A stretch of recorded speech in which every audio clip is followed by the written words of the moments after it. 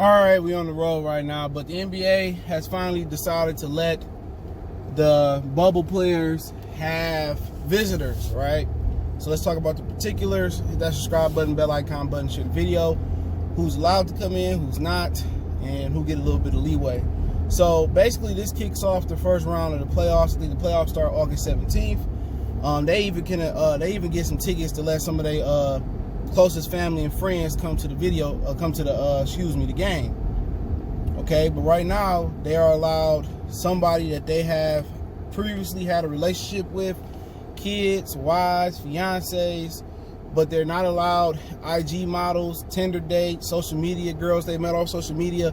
These people have to already have previously had communication to come into the bubble. No agents, no massage therapists, no personal trainers, people like that. But you can have your kids, and they're allowed 4 guests to come into the bubble. All right, and there is leeway to get more than 4 if it is a child or a kid. Okay, so basically LeBron James' whole family can come to the bubble, right? But your Thots can't come to the bubble, right? But I don't know how they're going to prove if you have previous relationships with somebody. That's the question. You know what I'm saying? I don't know how they prove that. Obviously, a wife is a wife. That's easy to co-sign. A girlfriend is a girlfriend. That's easy to co-sign. But it's just murky. You know, what if you had a low-key chick?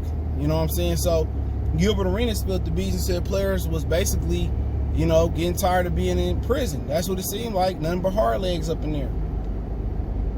You know, I don't know how many female employees they got working in the bubble. You know what I'm saying? But it ain't be that many female employees to go around as far as cooks, chefs, housekeepers, you know what I'm saying? I don't even know if you want to go that way. I don't know if y'all see Jakey Promoters, how my mans got caught up in that, you know, with that motel lady and she lied. But yeah, they get some people to come in the bubble, but it's starting round 1. But teams should be eliminated pretty soon, all right?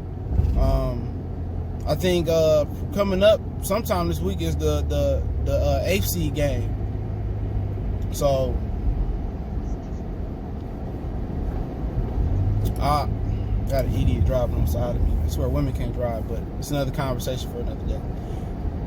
But the protocol is the teams will charter the flights for the individuals that won't guest in the bubble. So they have to pass a protocol. I guess they got to take a test before they get on the plane. They're going to take the COVID test when they get off the plane and get into the bubble.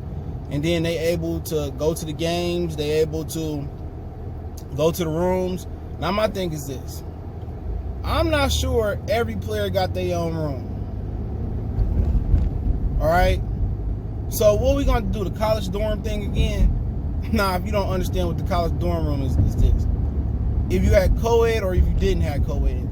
I didn't have co-ed, but that didn't matter, right? But you would put like a tie or a sock on your doorknob to let your roommate or your homies know that, you was getting busy. So do they got to put on the do not disturb, little sign on their doors is the question. You know, basically you back in college. LeBron never experienced college, obviously, and a lot of these guys have. Plus you stuck in the bubble. So if you getting it on, your roommate gonna have to wait until you done smashing. You know, now the negative about this is this. You open this shit up for contamination. What if one of the family members leave the bubble, come back, they say I'm going to get Uber on some Rashad Holmes shit, and they break the rule and it's an outbreak in the bubble? That's the thing about it. So they're going to have tight security, in that bubble for them family members. Because you risk an outbreak when you allow other people inside the bubble. But Adam Silver had to keep his players happy. So you eliminate 6 teams out the bubble, right? You going with 16 teams and playoff teams so they can have family. So I'm not mad at him because Adam Silver actually listens to his players. Adam Silver actually has dialogue with his players. When they decided not to kneel, that wasn't him saying not to kneel. He had dialogue. They say, this is the first year we got sponsors on our jerseys. You know what? Let's not kneel. They came to an agreement. It wasn't somebody like the NFL saying, y'all fools better not kneel or you get out. No, they respect, Adam Silver respects his players as peers and as equals. He don't favor the owners as hard as Roger Goodell favored the owners. But you got to understand, the commissioner is hired by the owners. So the NFL abuses that power. They really, really abuse that power.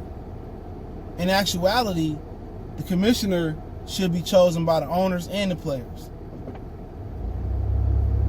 But that's why it's so important to be your own boss.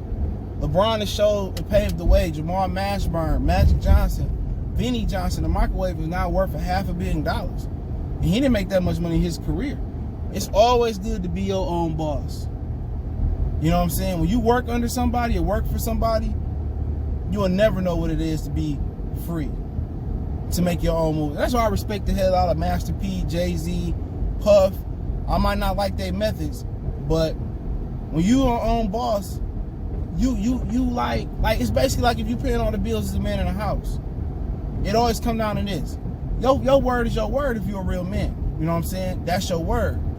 Can't nobody break that bond. But if you don't pay all the bills, your girl pay the majority of the bills, now she gonna feel like she the boss and she can boss you and do what she wanna do. It's the same thing.